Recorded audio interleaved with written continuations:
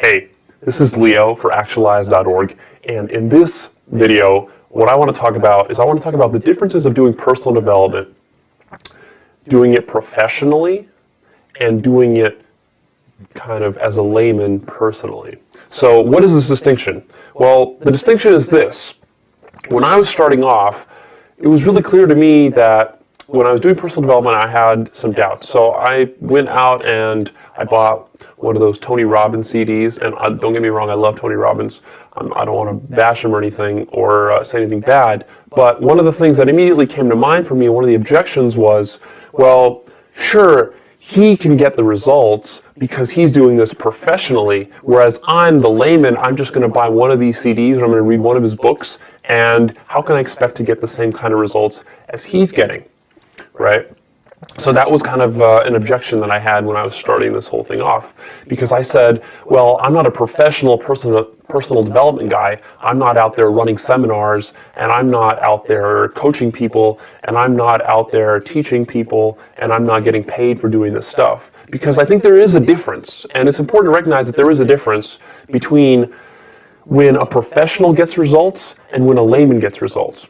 So this can apply in other areas besides personal development. For example, what kind of results does a professional athlete get versus someone who plays a sport just as a hobby or just for recreation? Different results, right? A professional tennis player is going to get totally different results than a weekend tennis player who plays tennis at the country club.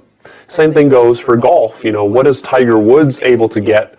What kind of results versus the kind of results you're able to get if you play golf once every 2 weeks, right? Kind of different. There's a different level of commitment there. There's a different level of drive. There's a different level of practice that is going into this.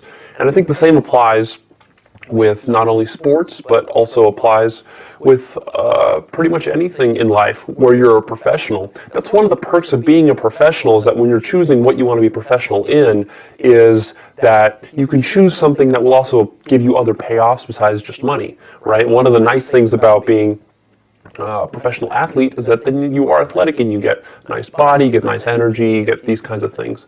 One of the nice things about being a professional like actor is that you get to be out there talking to people, you get to be charismatic, you get to express your emotions, you get to be good at expressing emotions, and then that carries over into your personal life.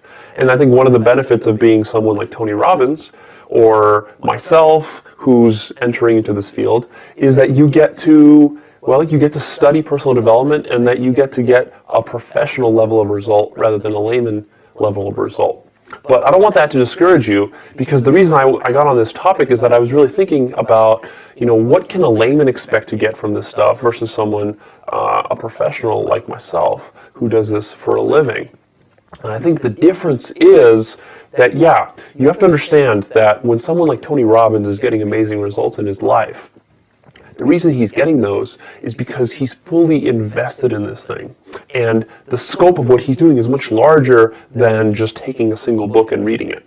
And it's much larger than listening to someone's seminar. And don't get me wrong, he does those things. I do those things. But you have to go above and beyond. I think with personal development, though, there's a case to be made, more so than with other endeavors in life, like sports or business or anything else, is that it's almost a must for everybody. The question is, are you going to really commit yourself to it and decide that you're going to go all in and really undertake a lifelong mastery of personal development? Or are you just going to kind of dabble in it or do it unconsciously? Because you know what? Most of us are doing personal development on one level or another.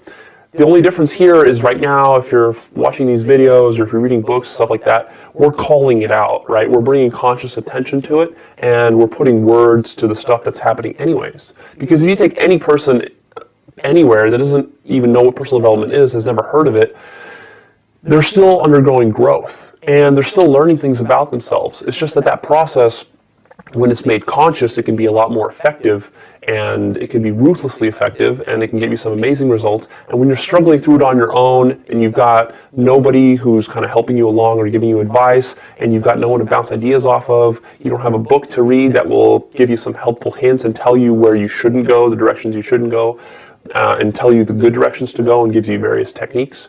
When you don't have those things, then you're kind of figuring it out on your own.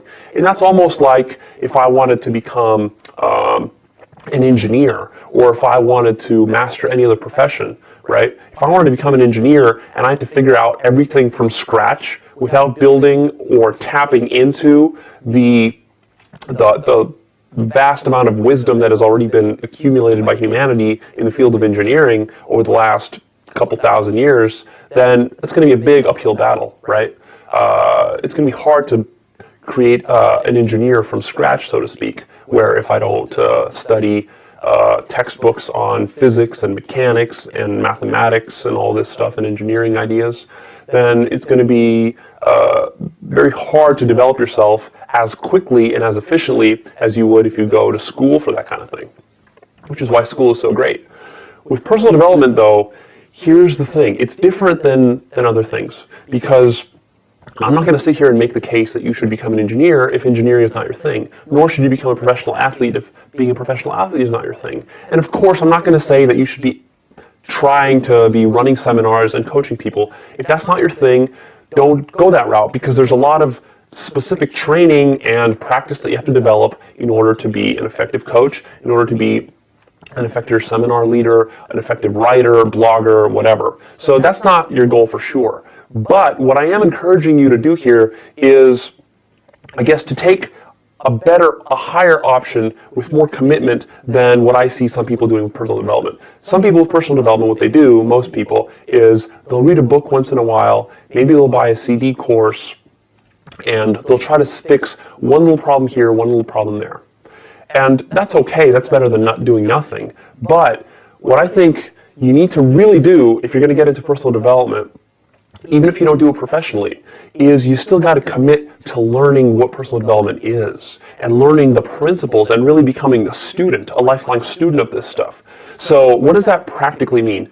And I kind of had an intuitive understanding that this is something that has to happen in order to get big results.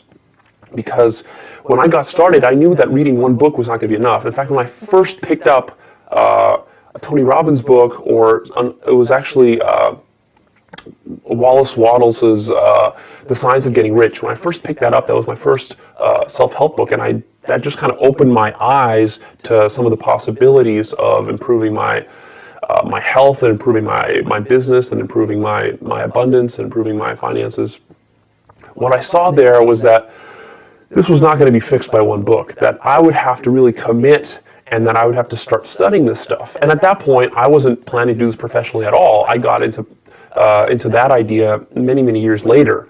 But already, when I first read that book, I already understood that, you know what, this is something that's going to take more initiative than I originally thought, and it's not going to be just a one-book type of deal. This is going to be something like, I'm going to be reading a book a week, I'm going to be maybe reading a book a month, I'm going to be studying this stuff for the rest of my life. Because, well, these are life concepts that are going to be applicable forever, right? So you don't want to outsource something like knowing how to live life well, knowing how to get fulfillment out of life, knowing how to be successful. These are things that you really want to take into your own hands. There are certain things in life that you can outsource effectively, and so other things that you don't want to outsource, because outsourcing them and trusting them to other people is going to create problems. I think personal development is one of these things. So that doesn't mean you have to become a professional in it, but that does mean that you have to have an understanding of it yourself. Kind of like with taxes.